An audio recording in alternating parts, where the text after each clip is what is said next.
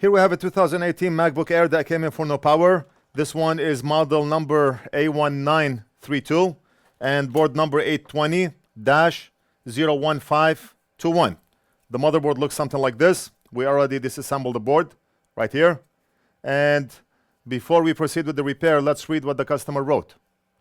The customer said, "I heard a pop, and then the machine would not power on." What could possibly pop on a motherboard?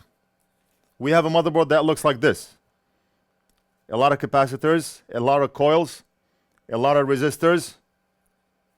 What could possibly pop on this motherboard? There's a 90% chance that what popped is a capacitor. But we do not know for sure. Why not start with visual inspection and see if there's anything obvious? If something popped, we should be able to see it, but a lot of times we cannot. So we're gonna start from the far end here. Just quick visual inspection. And we'll take it from there.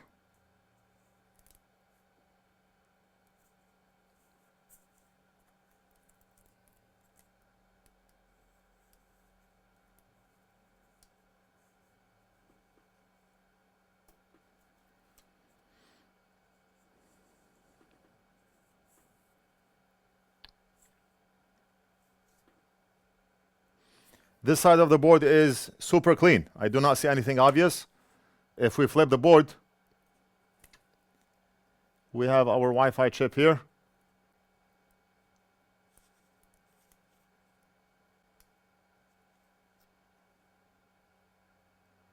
We have our ISL chip here, 95828.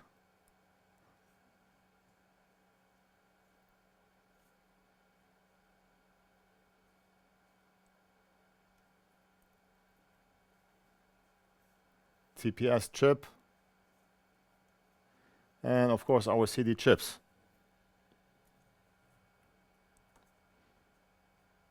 All right, so where do we start? Somebody came in. Anything I can help you with? Yeah, if you wouldn't mind, like a couple things actually. Yes. My PC, it's I think it's like a 6700K, and lately it's just been like shutting down randomly, and I think it might be the heatsink for the processor, but I'm not sure. But whenever I like clear like the dust and the lint from the radiator, it goes away. It gets better, but it doesn't go away. It'll still shut down if like I open too many tabs. Or Okay. It just like freezes. So when you turn the PC on, does it last you for 10, 15 minutes, 20 minutes, and then it shuts off? Or Sometimes it'll be 2-3 hours. 3 hours. It won't shut down. There again. All right, man, Alex. Hey. Hey, what's up, man? How are you? Hey, how are you doing? All right. Zenbook that is not charging. Cash or credit? Credit. Take care. Bye-bye. So right now, where do we start? What do we check for? We already did visual inspection on the board. We did not see anything obvious. We have the board right here. A lot of components on front of the board. A lot of components on back of the board. Where do we start? How do we troubleshoot this board? And how do we narrow it down to what the problem is? The one logical way to do it would be to open up the circuit diagram, schematics, board view diagram, and go through the voltage rails and see which one is missing. And then you can tackle it that way and narrow it down to one specific problem. But why reinvent the wheel? If somebody has done this before and they have solutions for that specific board, I would like to know it. I would like to spend as little time as possible working on any specific device. What I do is I check Rosman's repair wiki for a solution. I always do this. Anytime I'm working on a MacBook, he may have worked on this very specific model. He came across this issue and he documented this issue, the problem and the solution. Right now I'm at his site, repair.wiki, and I search for A1932 not turning on, pulling 0 volts or 0 amps at 5 volts. That's exactly what's happening with this board. So instead of wasting time, reinventing the wheel, going through all the voltage rails, maybe there's a common issue with this model that I need to know of. So the first thing I do is I check his site to see if he has documented that specific model. And I do see a documentation for it. This one is MacBook Air A1932, difficulty level 3 out of 4, hard. What Rosman does not show you, or the person who posted this solution, what they do not show you is how to read schematics, how to read a board diagram, how to use a soldering iron, how to solder, and all that stuff. You need to do that on your own. You need to use your brains, but they point you in the right direction. And Rosman always encourages people to submit problems and solutions for any specific device that they have worked on. I wish I had time on my hands. I would submit a lot of devices I worked on and solutions on how to fix them, but time is a big problem for me. Right now, if you look here, the problem is, he tells you, if the laptop is charging 0.02 amps, so on and so forth. If it's charging at 0.12 amps, then check for the CD 3215, whatever the case may be. Symptoms, MacBook not turning on, stuck at 5 volts, and current 0 to 0.02 amps. Solution, check for the FU or recovery mode, check PP bus G3 hot voltage, check PP3V3 G3 hot RTC voltage, so on and so forth. For example, check PP bus G3 hot short to ground. Maybe we can start with that one. Where is G3 hot on the board? Let's copy G3 hot. We're going to open up the board view diagram right here, and we're going to paste G3 hot in nets and search. All the yellow components are G3 hot. We can use any one of them to test for a short. Let's test those two big capacitors on the bottom right here. We have C7056, C7050, and we can measure at this point to see if we have a short circuit. Now I need to locate those caps on the board. Let's check the orientation of the board. I'm looking at this notch on the top here. So let me orient my board to be in the same position. And if we go all the way down, on the left we have two caps. So if we go here, that's the notch right here, go all the way down. On the left, we have those two components. Those are the caps, and we can check for the short on G3 hot right here. This and this. They are connecting in parallel, so either one of them will be good. Meter in diode mode. And let's check right here. Look at this. We do have a short circuit.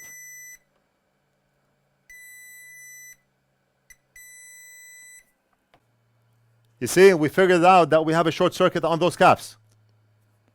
Repair.wiki, he posted some solutions. I picked one of the solutions. I tried it, and it turns out that we have a short circuit on G3 hot. Why reinvent the wheel, right? If we measure in ohms mode, from here to here, we have 0 ohms. From here to ground, we have 0 ohms, exactly 0 ohms, that short. We should not have a 0 ohm reading on the G3 hot circuit. We're going to use our NF.short voltage injection tool, and we're going to inject about 1.2 volts and see what gets hot on the board.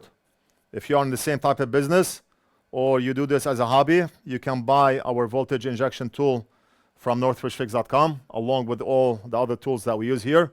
Everything from original Amtech Flux to tweezers, braid wicks, soldering stations, hot air stations, thermal cameras, the microscope, which we currently have out of stock. Everything can be purchased from one place. Just log into our site, add to cart, check out, pay, and we almost always ship out same day. So let's inject 1.2 volts.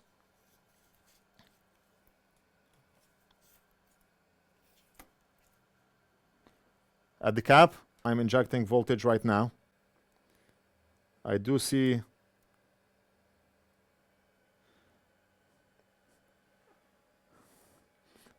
now what you see here is a reflection. It's not a heat spot.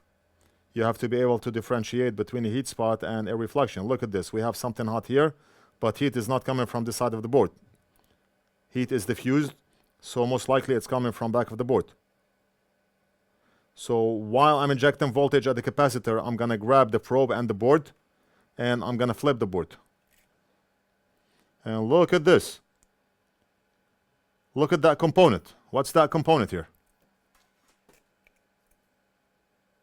Let's go under the microscope. I have my thumb over it.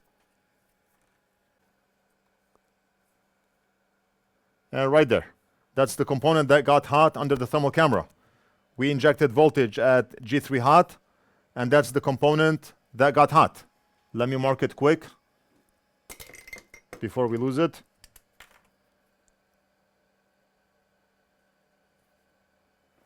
So what I did was inject voltage right here at any one of those two caps.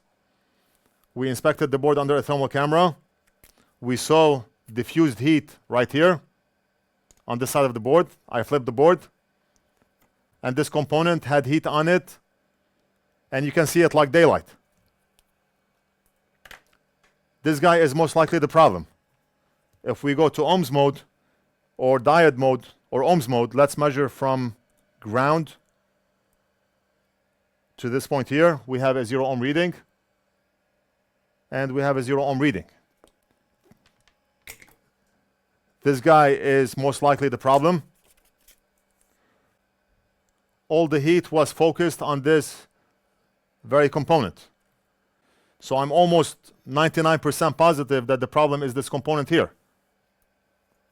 So we're gonna have to apply heat, hot air, to remove this component, and we're gonna end up melting that piece of wrap that you have on top of the shield, which is not a problem, but if we can avoid it, that will be better. Let's put the shield on top here.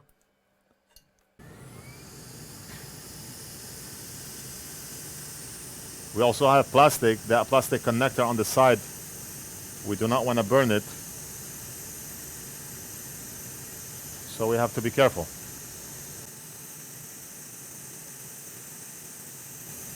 All right, done. The component is out.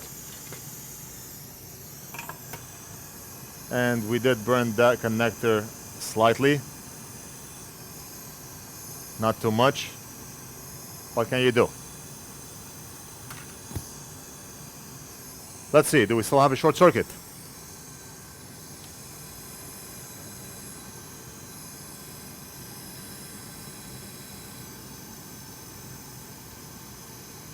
We're gonna have to measure in diode mode and measure right here. And look at this. The short is gone. You see? The short is gone. Let's flip the board and measure at the two caps on back of the board. We're gonna measure for a short on those two caps. Now look at this. 0.45 voltage drop. The short is gone. We do not have a short anymore. And most likely we fixed the problem. All we have to do is replace the capacitor, and we're back in business. Even if we do not replace the capacitor, the laptop should still turn on, but we're gonna replace it. Let's prep the board.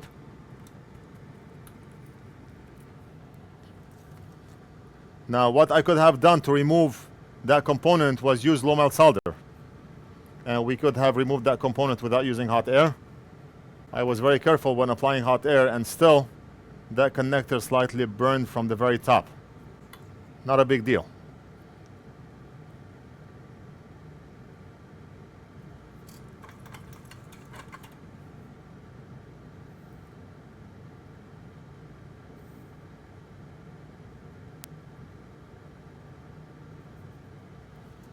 All we need to do is grab the same component. The cap is a 68 microfarad capacitor, most likely 16 volts. Now I have a lot of donor boards that we can grab the component from. I got one right here,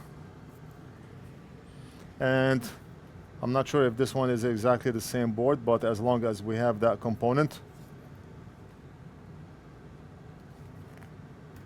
Yeah, we do. Right here. Right there. See it? Now instead of using hot air, so you can see how low melt solder works, let's use low melt solder. And by using low melt solder, we do not have to use hot air anymore. That's the safe way of doing it, especially if you have plastic connectors nearby, or you do not want to expose a specific component to heat, like aluminum capacitors, because they can pop.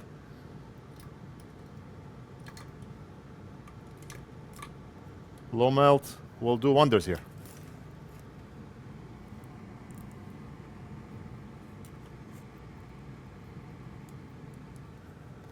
We're gonna apply some low melt solder right here. See, the component is already moving. And we can apply low melt solder right over here. But my soldering iron is not going in.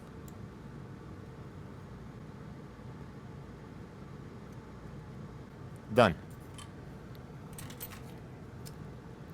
Let's grab this component. Low melt solder melts at a very low temperature and it's very brittle, very fragile. So we do not use it to solder.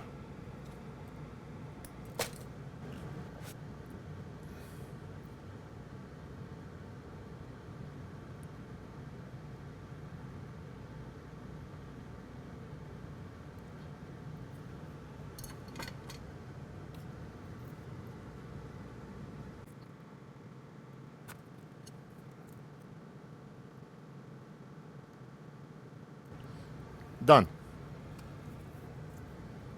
Let's push it down with the tweezer and then we can do it again, and down, left and right, right and left, and we have a better than factory soldering on that cap.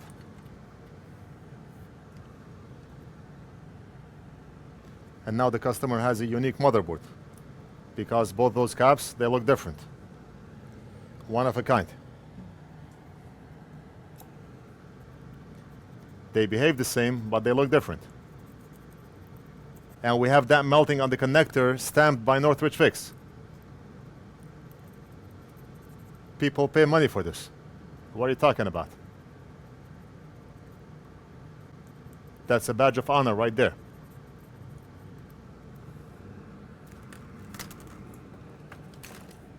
I need to get me a better than factory stamp and stamp every board I work on.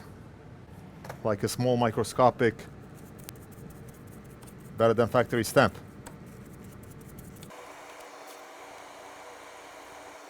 And then name it nf.stamp and sell it on our site.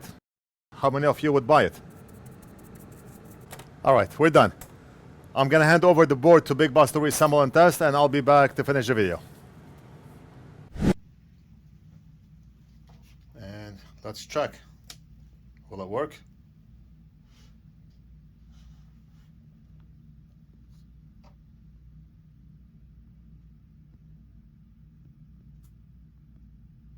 Good. Yes? Oh, yes, yes, right there. Laptop is working. Wow, amazing. So the cap that we replaced is right there. See it? Amazing.